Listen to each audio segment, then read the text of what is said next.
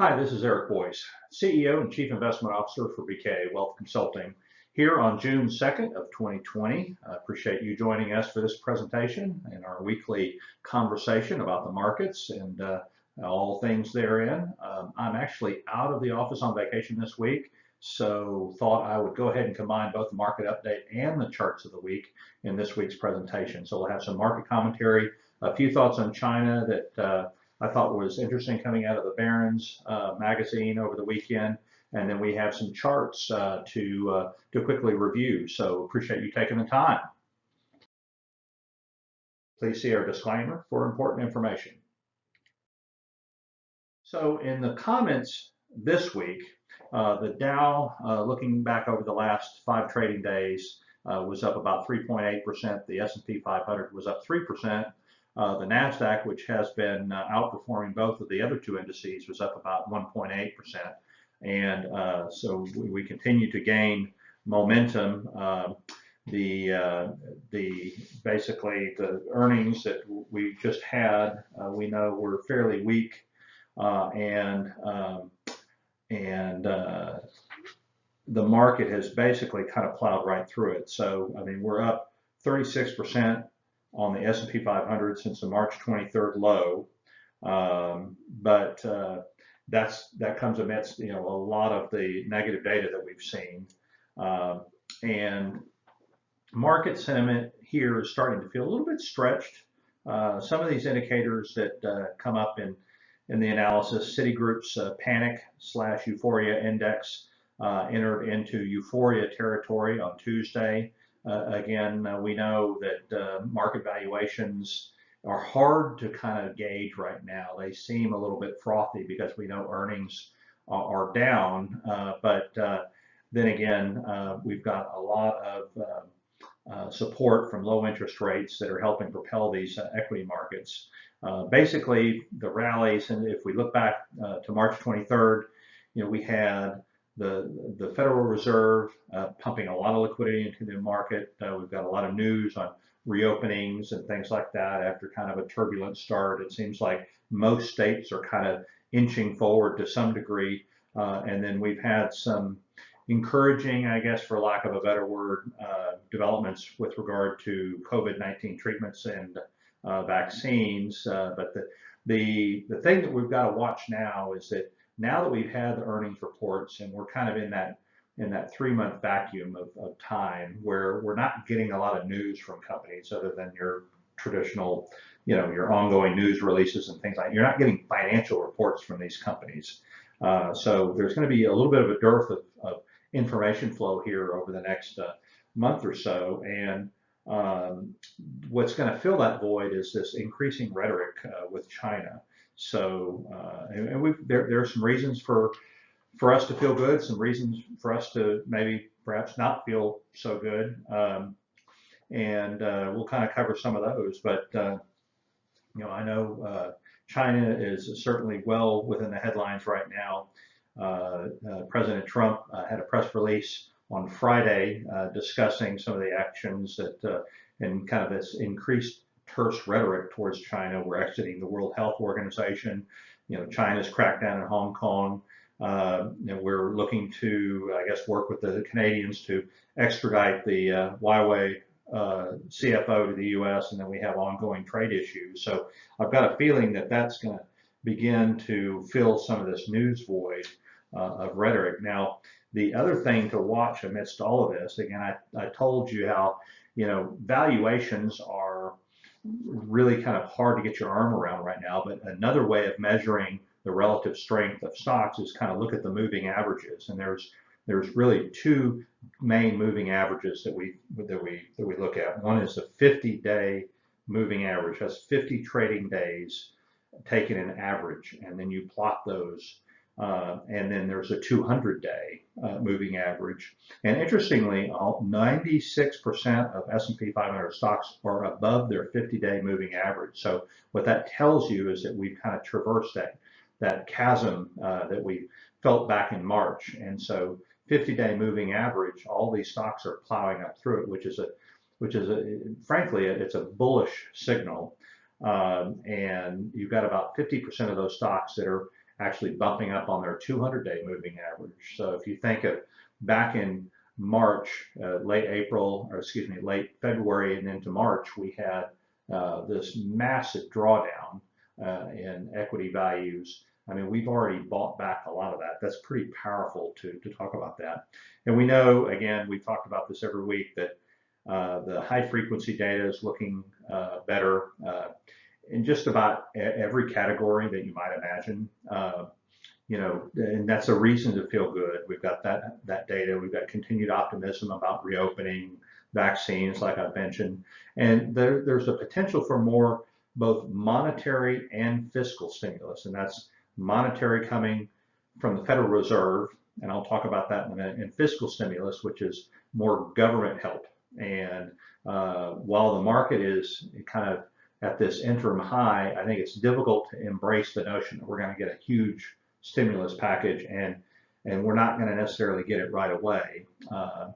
But I do think there's more of that in the offing. But the reasons to feel maybe a little jittery here is because I mentioned that there's been a lot of momentum in stocks lately, that we have a lack of breadth in the market. The 5 largest stocks in the S&P 500 are up 15% year to date, and the remaining 495 are down 8%.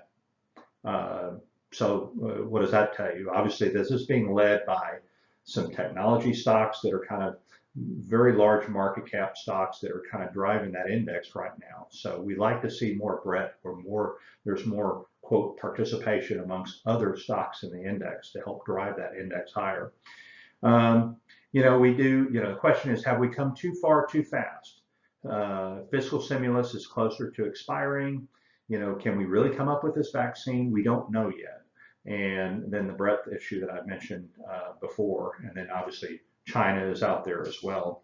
But the Fed came out with what they call their beige book, which is just kind of their general synopsis of economic conditions in all of their different districts. And interestingly enough, they said employers are having difficulty hiring workers despite the high unemployment. And so when you think about this, drill down into the second derivative impacts, and you've got people that are having child care issues because some areas don't have child or daycare centers that are open yet, or open at full capacity. And so, and then obviously people are concerned with their health. And so that is, that's certainly a concern. So if you look at some of the other things the Fed is doing, and this is kind of tying the bond market to the equity market. We know that the Federal Reserve has been very actively involved in the market, so they're buying a lot of treasuries and different kinds of securities, like mortgage-backed securities, and they've even talked about buying municipal and corporate bonds, and even exchange-traded funds that hold those bonds. And what that's doing is that's kind of creating a distortion, and it's driving up, it's bidding up value. So if you have the largest buyer in the world in the market buying, that's driving prices high, which is driving yields low. And so what the Fed is doing very deliberately is keeping rates very low, and that's distorting the market a bit. And it's frankly, back to the equity market, the low rates are helping to drive equity values higher. So, but I don't necessarily see that changing relatively soon. So, but just I guess food for fodder that that this equity market is in many respects being engineered by the Fed. So keep that in mind. And with that, a couple of comments on China, and then we get into a couple of the charts here. This is another from an article in Barron's over the weekend, that in the mid-1990s, China's economic output was just 10% of the U.S. Today it's 66%. And from 2002 to 2011, kind of that glory rise for China, the economic wealth of the country per the average working age adult rose 18% a year versus 3% here in the US. And so that lifted Chinese total economy from 13% of the U.S. to like 48% by the end of that 2012 timeframe. And so they did that uh, by by increasing their debt load massively, issuing making credit very easy, and a lot of these government-owned entities in China making credit extremely easy for these state-owned enterprises to expand and grow and build roads and build buildings, and so on and so forth. And so um, so what's interesting is that we have had that growth rate, and so a lot of people are wondering, okay, we're worried about China. There's a lot of animosity. You know, China's an economic power that needs to be reckoned with, and will soon surpass U.S. in terms of total size of the economy.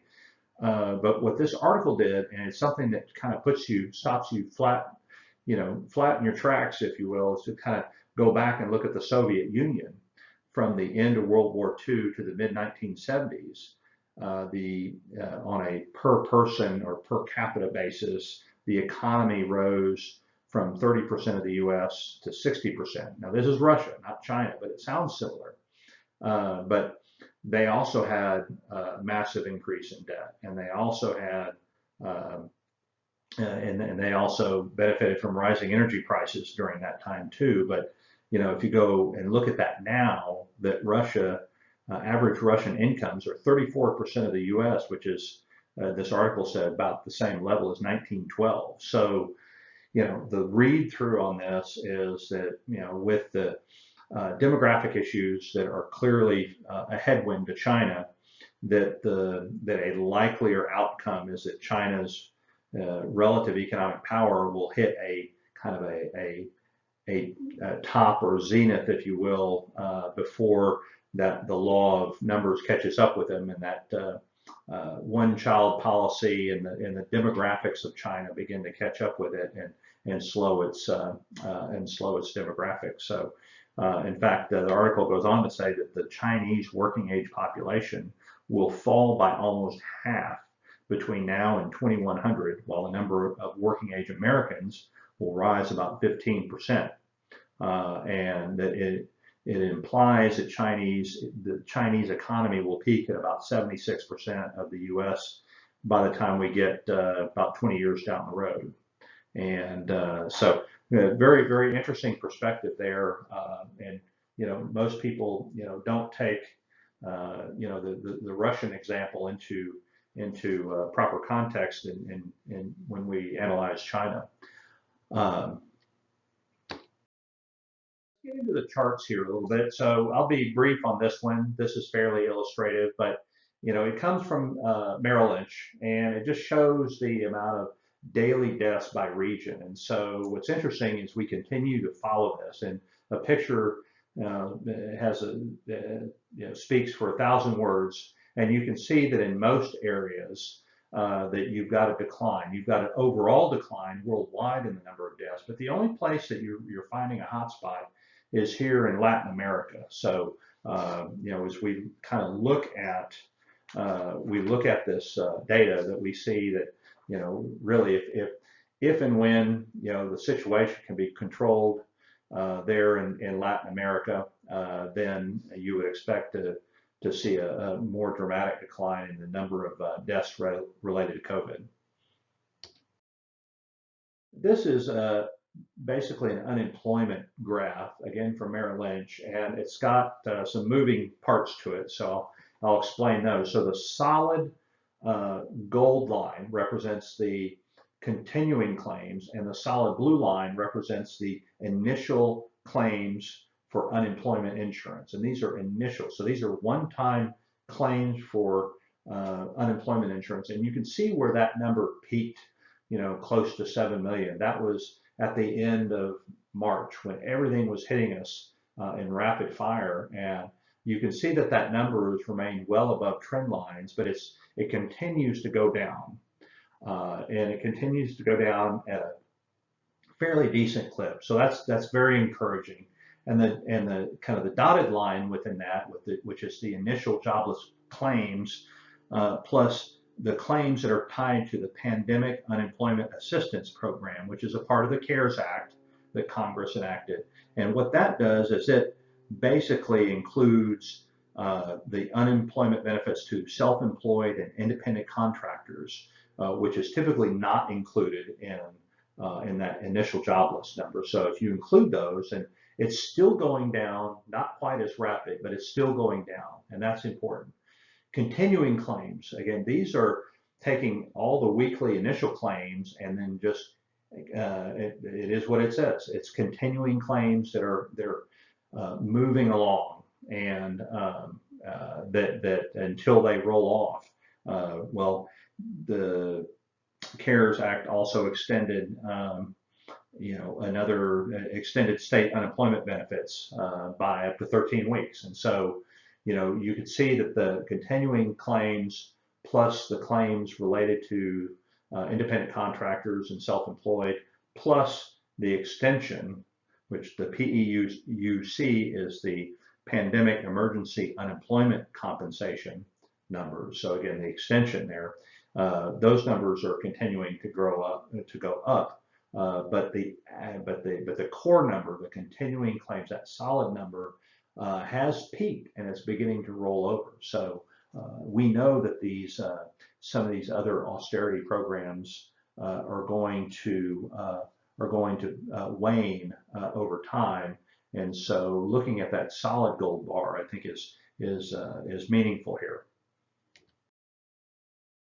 And in this chart, which comes to us by way of McKinsey, which is a management consulting firm, they, in partnership with Oxford Economics, they did a survey of U.S.